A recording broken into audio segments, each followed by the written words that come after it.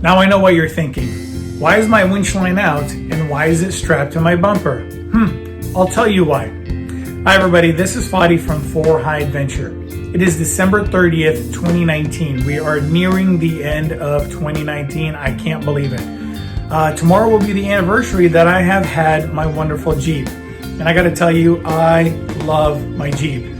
The adventures that we've had this year, the little damages and nicks and scrapes that I've had on my Jeep, lots of memories, but it's been an absolutely amazing first year. But today's video is about recovery and planning my recovery gear for 2020. Yesterday we went up to Utah to play in the snow and to visit our cabin. Now there was a good foot of snow, possibly a little bit more depending on where you were. However, going up the hill to the cabin, the Jeep had no problem. Put it in 4 high, going up all the way, doing about 20 miles an hour, it was fairly easy. We decided to go down the road to check out the small lake that's nearby. So I was pretty confident we wouldn't have any problems because of the capabilities of the Jeep and the fact that I have my winch. Now I gotta tell you, earlier this month I did attend a Jeep recovery class where we went out to the desert here in Las Vegas, Nevada and got to use our winches. We purposely got ourselves stuck on an incline, put it in 2-wheel drive, and everybody who had winches was able to use the winch to get themselves out. Now the winch worked just fine, the recovery gear worked just fine. However, not so much yesterday. So on our way to the lake, the snow was getting deeper and deeper and there was a lot more fresh snow. And I gotta tell you, I did not have chains. I was not aired down. I was in 4 high. I do have all-terrain tires that have done an absolute amazing job on every adventure we've done this year. However, we got to a slight incline that was maybe 150 feet with a lot of fresh powder on both sides. On one side of the road, there was a decline where it started to go down the hill. And on the left side, there was a little bit of kind of the mountainside with some trees. So we get to the point and we get almost to the top of the hill and I got stuck. Went in reverse, went forward, went in reverse, I got stuck. So I'm like, cool, no problem. I just did this a few weeks earlier. So my buddies Drew and Jeff got out in the snow and we started to unwind the winch. Everything that I learned, take the winch line out, wrap it around the tree, everybody clear, set up the switch, we're ready to go. Flick the switch, nothing happens. Flick it again, nothing happens.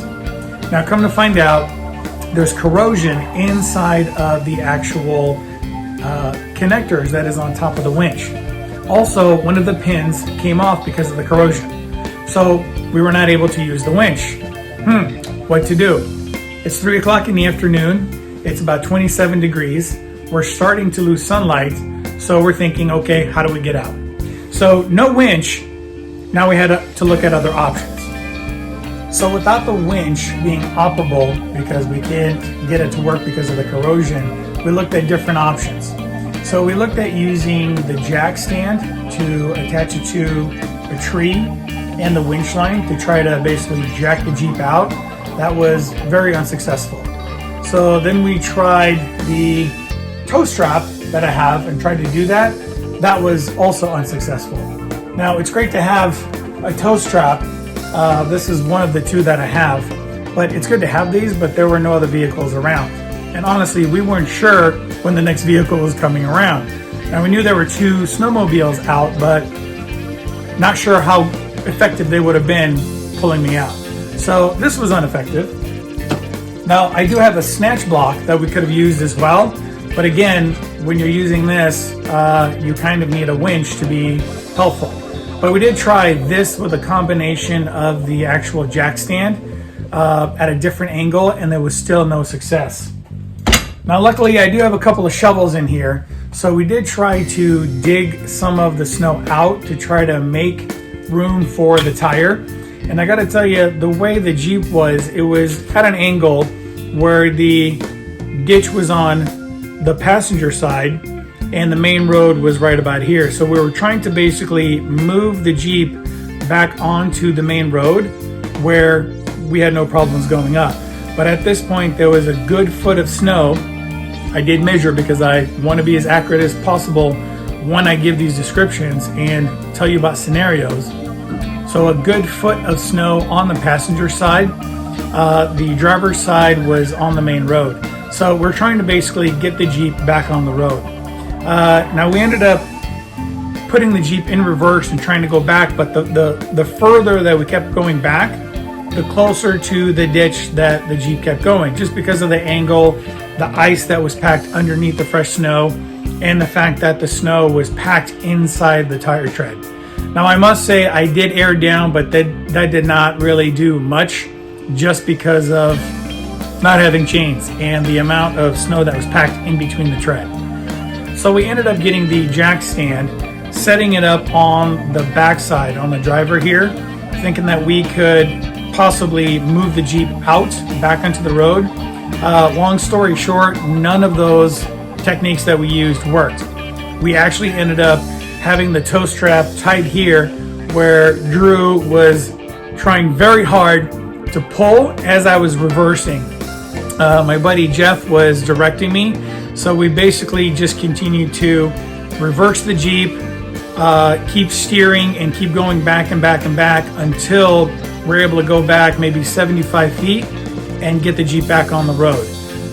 Just a little bit stressful, just because of the fact that we're losing sunlight. It was 27 degrees. The winch was not working. So going back to the purpose of this video is really test out your gear before you go out. I took advantage the fact that I used my winch 3 weeks prior, and it was raining a little bit, and I imagine the water just got in there, caused the erosion, but I made the mistake of not checking my equipment. So I had no winch, I had no traction boards, no chains, because we were not planning on getting stuck. Lesson learned. However, before you go out, really look at your gear. Now this is the back of my Jeep. It's an absolute disaster. I started picking through the recovery gear that I had, and in the process made a mess. We're looking for a wrench, we're looking for a screwdriver, trying to fix the winch adapter up front with no luck.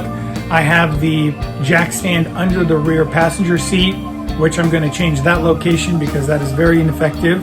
So 2020 is going to bring organization to the back of my Jeep. I need to get my recovery gear, my tools, and some other things in place so that I am very successful. So before you go out, check your gear, make sure it works, don't take it for granted, and make sure you have a plan B, and in my case, plan C, D, E, and F. And it always helps to go out with somebody else. Luckily, we did not go by ourselves. There was 3 of us there that were able to come up with different ideas, and luckily we did get out. So check your gear, go with a buddy, and always, always, always have a couple of different plans. Guys, this is Fadi from 4 High Adventure.